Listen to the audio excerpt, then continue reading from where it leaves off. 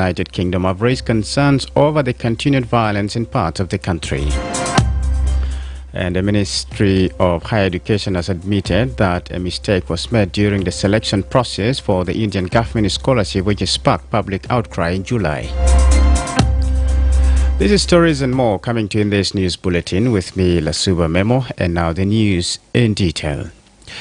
The government of Central Equatorial State has expressed deep sorrow over the tragic incident that claimed the lives of 9 individuals, including 6 civilians and 3 soldiers in Mogri, Boma of Mangala Payam on Tuesday. In a statement dated August 6, it said the event serves as a reminder of the urgent need for unified efforts to achieve sustainable peace and foster mutual coexistence among the communities.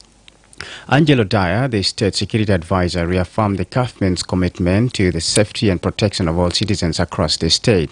He further relayed the assurance of the governor to engage constructively with the Chief Administrator of the Pibor Administrative Area and the government of Jonglei State to pursue lasting and peaceful solutions to the ongoing insecurity. Leon Abe Brown, the State Minister of Local Government and Law Enforcement, condemned the violence and appealed to the youth and broader community members to exercise restraint and avoid resorting to violence. He stressed the critical importance of peaceful dialogue and upholding the rule of law.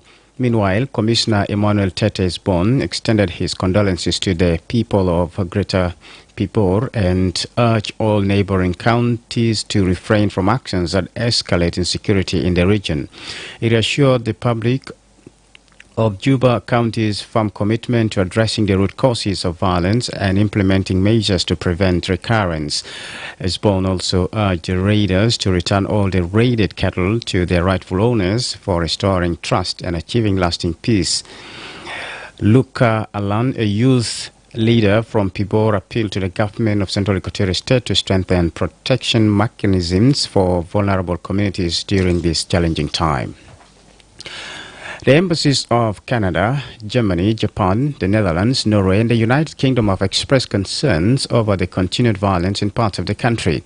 In a joint statement issued on Wednesday, the 6 foreign missions described the violence as a flagrant violation of the ceasefire outlined in the revitalized peace agreement. Their reaction comes a day after medical charity Medicine Sans Frontières suspended its operations in Morabo and Yei River counties of Central Equatorial State following repeated abductions of its staff. The country has witnessed violent clashes, road ambushes and looting of property belonging to humanitarian organizations in areas including Central Equatoria, Western Equatoria and Upper Nile states. The embassy said the ongoing violence threatens the country's path to stability and obstruct progress in development. The joint statement also condemned the attacks on civilians and aid workers, saying they continue to worsen the humanitarian situation. The missions further urged South Sudanese leaders to work together to end the violence and resolve their political differences. They called for the unconditional release of all political detainees, including First Vice President Dr. Riek Machar, to pave way for national dialogue.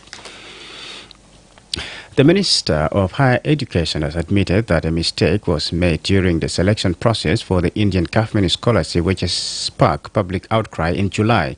This is according to the Speaker of the National Legislative Assembly, Jemanu Kumba, who addressed lawmakers during a parliamentary sitting on Wednesday.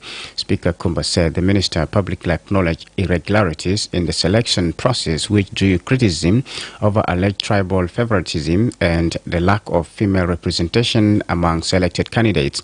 The recent Indian scholarships offered to South Sudanese students became controversial, with members of the public and lawmakers accusing the Ministry of Higher Education of lack of transparency in the selection process. According to the Speaker, the ministry has agreed to review the process to ensure students from diverse backgrounds are considered in future selections. Her remarks came in response to a request by a lawmaker for the Minister of Higher Education to be summoned to explain why the scholarship slots were not fairly distributed across the 10 states and the 3 administrative areas. Stephen Boley, an opposition MP representing Mayom County in Unity State, had accused the Ministry of tribal bias in selecting candidates for the Indian scholarships. This is iRadio Morning News, and now to the international scene. Ghana's Ministers of Defense and Environment have died in a military helicopter crash in the central Ashanti region, along with 6 other people on Wednesday. The government spokesperson was quoted by the BBC as saying, Defense Minister Edward Omane Boamah and Environment, Science and Technology Minister Ibrahim Murtala Mohammed, 50, were killed in the crash, which Chief of Staff Julius Debra described as a national tragedy. Earlier, the Ghana Armed Forces said the Z-9 helicopter, which was carrying 3 crew and 5 passengers, had gone off the radar. It had taken off from the capital Accra at 9:12 a.m. local time and was heading to the town of Obuasi for an event to tackle illegal mining. And Nigeria's customs agency says it has seized over 1,600 birds bound for Kuwait in what it described as the country's largest wildlife trafficking bust. Ring-necked parrots and green and yellow-fronted canaries were intercepted at Lagos International Airport by Nigeria's Customs Service on July 31st, the agency said in a statement on Tuesday. It is the largest seizure by number. NCS spokesperson Abdullahi Maiwada told the BBC in a country where wildlife trafficking is frequent.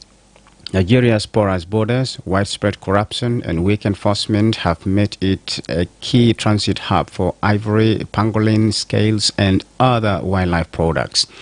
This is our Radio Morning News, and to end this bulletin, here's a recap of the headlines.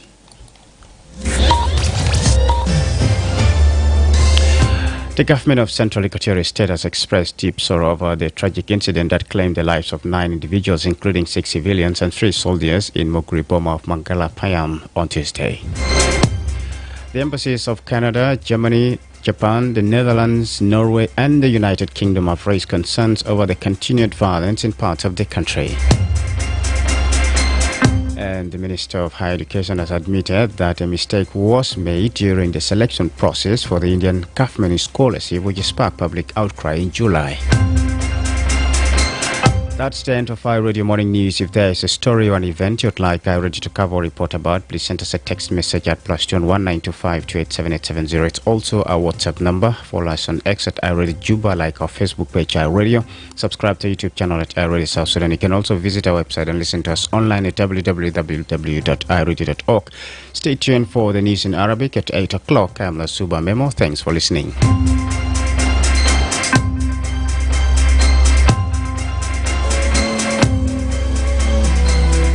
مهم